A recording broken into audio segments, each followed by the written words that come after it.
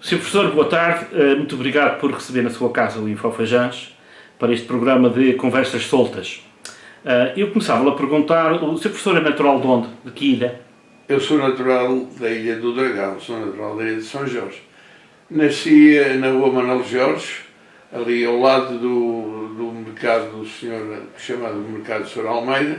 Sim. E passei a minha infância por ali, até aos 10 anos, até aos 11. Sim. Depois o meu pai comprou esta casa, uma casa velha, e viemos viver aqui para a praça. Na Sim. altura custou 12 mil contos. Sim, sim. A sua família, portanto, foi professor de profissão, mas já lá chegamos. A sua família era ligada aqui à catividade? A minha mãe era não é uma questão de vaidade, era uma belíssima costureira, que acabou por ir pelas casas melhores das velas fazer costura, porque não havia o pronto a vestir como é agora. E ela em casa não lhe dava certo, porque ela, por exemplo, chegava a uma amiga e dizia assim: era uma gênia, queres-me talhar e assestar isto? E depois ficou-se em casa. Ela perdia ali um bocado de tempo e o dinheirinho não entrava. Claro. Então começou a andar aí para casa da senhora, enfim, pelas A casas. fazer o dia, como se dizia. Sim. Pegava 7 escudos e meio por dia. Mas não havia horário de trabalho, trabalhava, ela também podia ir mais tarde, mas se for preciso trabalhar até à noite, porque amanhã era o dia da procissão e a senhora tinha que levar o vestido pronto, ela trabalhava, não é? O seu pai era ligado aqui? O meu pai foi pescador profissional, foi baleeiro, foi trancador de baleia, até que agora encontrei uma coisa que a gente desconhecia. Havia uma carta de trancador de baleia também, como uma série pessoal. Essa carta que eu encontrei aqui foi oferecida para o museu do meu primo Paulo, ali, o Museu da Baleia. Sim, sim. Uma carta que a gente não sabia que havia uma carta de trancador. Por acaso encontrei nos documentos dele. E depois de trancador de baleia, ele foi para a pesca do atum. O meu pai tirou carta de mestre. Geralmente não queria ser mestre, mas a maior parte dos mestres da ilha fizeram formação em minha casa. Passavam o inverno a estudar com o meu pai na óptica, para ir depois ao Faial tirar carta. E muitas vezes o meu pai era o contramestre. E eu disse-lhe um dia: mas o pai porquê que não vai para mestre? O mestre ganha uma soldada e meia, é dinheiro, porquê que o pai não vai para mestre? E ele disse assim: sabes o que é que o Salazar disse? Se soubesse o custo de mandar, gostarias mais de obedecer. Essa foi uma coisa que eu fiquei assim, e isso só me aconteceu, passa o termo, no ultramar. Quando eu comandava um grupo e quando tinha que fazer coisas que não me apetecia fazer, mas era obrigado. Aí lembrava-se que o seu pai tinha dito o bico. Agora percebia porque que. Então porquê? Meu pai chegava, tinha muitos amigos também, chegava ali ao Faial ou ao Pico, ia para umas adegas ou para uma coisa e não tinha responsabilidade nenhuma de ir no outro dia, o barco seguia o mestre que andava com a sua responsabilidade. E o meu pai fazia a sua vidinha. Como é que depois, ao fim e ao cabo, veio a ser professor? Tinha alguém na família ou como é que... Eu queria ser pescador. Eu andei a minha vida para ganhar uns trocos, mais o meu primo de Calheta, que já morreu, infelizmente. Nós íamos apanhar umas lapas, uns peixes de mergulho, para ganharmos uns trocos para as festas do Espírito Santo, essencialmente. Veja lá o Sr. Marcos, por exemplo, a gente ia para um arraial do bairro ali no Espírito Santo, com 200 euros, com 200 escudos na algibeira, enquanto um rapaz da universidade levava 2 escudos e meio. Era uma diferença muito grande. Sim. E depois apanhámos uns peixes, ia pescar com o meu pai, aprendia algumas coisas e queria ser pescador. A minha mãe começou a dizer: não, rapaz, havia de estudar e tal. E ela disse assim: eu encarrego-me de arranjar dinheiro para o rapaz estudar e tu vais encarregar-te de tratar da casa. Pronto. E foi assim. Eu hoje em dia, quando entro aqui em casa, vejo a pobre da minha mãe ao pé daquela máquina.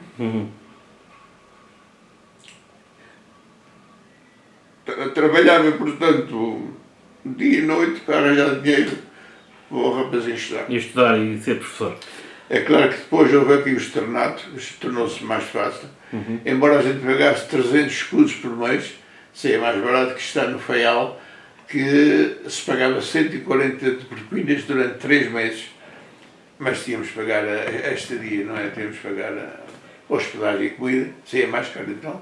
até o 5º ano andei por aqui.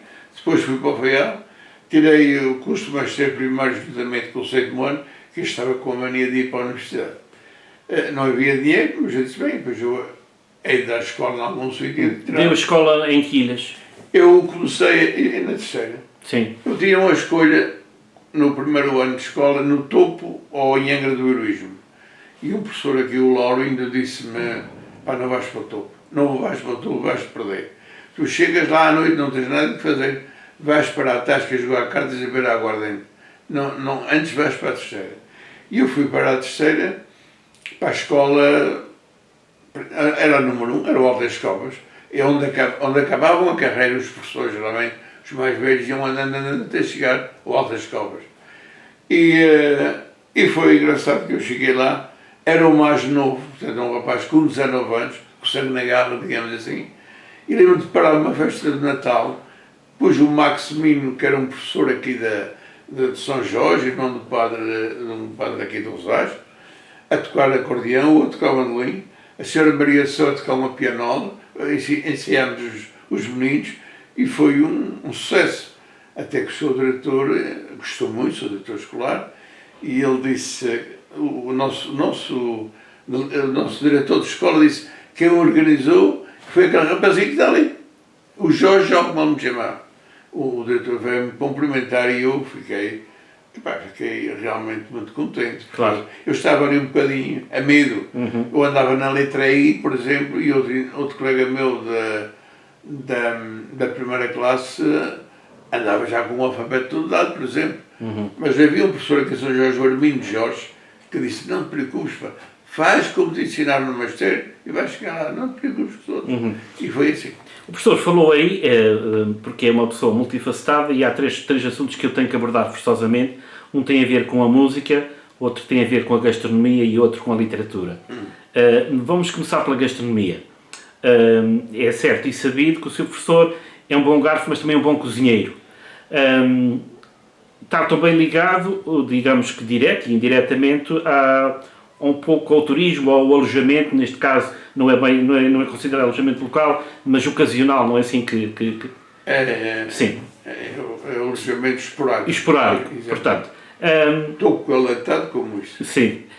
Neste caso, a gastronomia das nossas ilhas, de facto, é uma mais-valia, na sua opinião? Sim, sim. Eu acho que a nossa gastronomia é muito genuína e muito sã. Só que penso que muitas vezes as exigências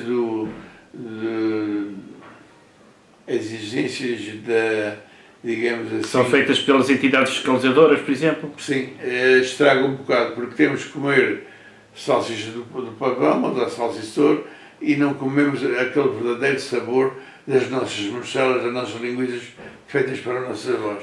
Ou seja, as origens ficam coartadas. Ficam guardadas. Não tem o mesmo gosto algumas. Sim. Embora a gente consiga furar muitas vezes os queimos Claro. e arranjar as linguiças Sim. e as morcelas com o nosso gosto. Pois, porque depois há aquela frase, portanto, aquela expressão corriqueira que é, isso é caseiro, é muito bom. Claro. Então se é caseiro é muito bom, é sinal que o que é industrial já não é tão bom? Não. É o que o professor dizia há pouco. Não é bem assim, mas eu penso que caseiro é melhor. Sim. Acho que é mais original. Tem os nossos sabores genuínos, digamos assim. As nossas especiarias, aquilo que nós usávamos antigamente. Ser uma rota de especiarias, a gente usava a torta e direito. Já não era a mesma coisa no continente, por exemplo. E acha que isso está mal explorado, a questão da gastronomia, e depois faz-se muita publicidade e muita formação, ou... Eu penso que já se faz, já está muito bom. Embora eu não concordo muito com as inovações, por exemplo, há coisas, por exemplo, uma alcatra regional da terceira, veio um chefe uma vez inovar a alcatra e pôr maçãs dentro da alcatra. Então isso não é, isso é, eu penso que não. Isso é dar cabo de uma tradição. Eu acho que sim. Pois. Eu penso que sim. O que é original é para manter. Eu concordo que façam comidas light e digo assim, olha, isto é uma... Mas aí sabe-se que está a comer uma coisa diferente. Coisa diferente. Sim, porque manter a tradição não é alterar as coisas, é mantê-las. A gente tem que, por exemplo, fazer um alcatra à moda, um alcatra de peixe ou um caldeirado de peixe à nossa moda, muito bem. Mas, por exemplo, já na Grande vamos fazer um molho de peixe, é diferente. Sim, sim. Isso aí é que convém preservar. Convém preservar, acho que sim. Uhum. Outra faceta sua, e agradecia que o Sr. Professor pegasse nos 3 livros que estão aí, já tem 3 obras publicadas e lançadas, uma foi lançada recentemente. Começamos pelo primeiro livro que o professor lançou foi Histórias do Cacete. As Histórias do Cacete relembra aquelas pessoas humildes que também ajudaram a fazer a história da ilha, aquelas pessoas que me marcaram mais, foram pessoas agradáveis comigo, velhos geralmente, com muita sabedoria, que aprendíamos muito com eles. Havia velhos e velhos. Havia aquele velho que estavam a conversar, pegavam na bengala e diziam: rapaz, pode andar daqui que isto é com gente velha, não é gente nova, isto é conversas hoje em dia. Mas havia outros velhos que eu gostava de ensinar. Gostava aqui do tio João Sabino, gostava do avô destes Severinos que tocam, gostava do Tino Comedes velho, o tio Cristiano, pessoas que marcaram bastante a minha vida. O Sr. Abel, que é polícia, também está aqui. Um polícia que chega ao pé de umas crianças a brincar no jardim em cima da relva. E a gente às tantas vezes, o que os meninos fazem aqui? E a gente vê umas botas e umas calças de cotim. Era o polícia Abel. E diz ele assim: o melhor é os meninos saírem daqui, porque senão pode aparecer algum polícia e vocês pagam a sua multa. E ele estava fardado? Ele estava. E a gente, veja lá que era uma boa pessoa. Não, ele é conhecido, assim, eu ainda me lembro do senhor, era conhecido como sendo de facto muito humano, polícia Abel. Vai na 3ª edição. Sim, já vai na 3ª edição. Porque Histórias do Cacete. Houve muita gente naquela altura que ouve dessas histórias e conhecia as pessoas e que ao lerem se revêem nessas personagens que aí descreve. O segundo livro é Navegando Interilhas, não é? É Navegando Interilhas, portanto foca um bocado, por exemplo, os contrabandos, principalmente entre Pico e São Jorge, os contrabandos da Aguardente, assim umas vivências,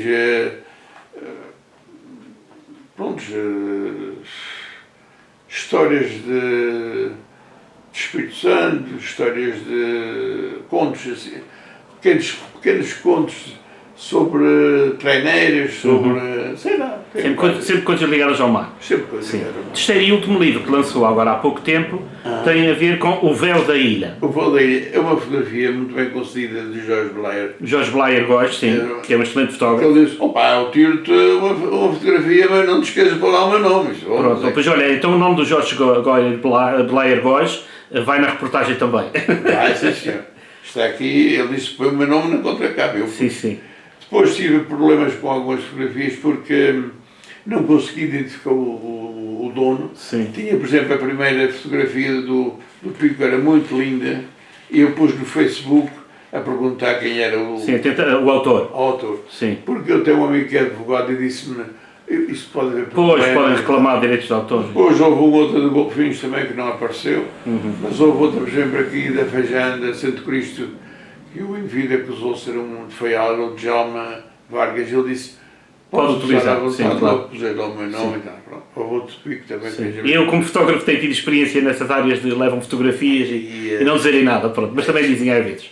Bem, esse foi o terceiro livro lançado agora, esse é o que está agora, portanto, lançado há pouco tempo, e à venda também. É um livro que... Está à venda, sim. Depois este livro foi... o Vasco Pérez também fez-me o favor de passar lá com a televisão. Esse livro foi lançado agora numa época má, entre aspas, por causa de Covid. Porque não teve um lançamento público bem bastante divulgado. O lançamento faz muita falta. Sim, o Infofajã já fez aqui uma reportagem há uns tempos sobre isso, sobre esse livro, mas de facto a Covid veio aqui a alterar algumas coisas e essa foi uma delas. Marcos, pode ter a ser que o que mais me custa é vender um livro. Mas eu tenho que o vender. Sim, porque eu vou gastar 5.500 euros. Sim, os teus custos da gráfica e essas coisas todas. Claro. Um livro a um amigo. Sim, estou a perceber. Sim, eu percebo. Mas pronto, tem que ser. Bem, vamos aqui a sua última. A última tem mais facetas. Tem a ver com a música. O professor é ligado à música. Quando digo música, é mais música de corda, desde o violino, bandolim. Já toca mal. Bandolim, viola. Sim. Fez parte de algum... Fiz parte de muitos grupos constituídos. Em 74 havia muitos grupos, havia dinheiro na terceira, Mas quando diz grupos, estamos a falar de que grupos que é? Grupos de baile? Grupos de baile, grupos de festa de Espírito Santo. Sim. Eles, na terceira, por exemplo, um império normalmente conforme a verba, Sim. fazem às vezes 15 dias de festa. Sim. Tem o dia da cantoria, tem o dia disto. Estamos a falar da Ilha de Esteira. E nós, a ilha da festa. Claro, claro. E nós tínhamos um grupo geralmente de 6 pessoas. E Sim. alinhávamos à roda de 50 vezes cada um. Sim. Eu cheguei a comprar uma aparelhagem e tudo. Sim. E nós íamos tocar para os impérios. Começávamos a ir para 10 da noite, à meia-noite, 1 hora. Porque às vezes as pessoas também queixavam-se à polícia por causa do barulho e à meia-noite tinha que se acabar. Está bem. Olha, para acabar esta entrevista, queria-lhe agradecer o facto de ter dispensado este tempo de o Infofajange invadir a sua casa e pedia-lhe, se fosse possível, nos deixar, no fim desta peça, uma musicazinha aqui através Do bandolim. do seu bandolim. Pode ser? Vamos experimentar. Está bem.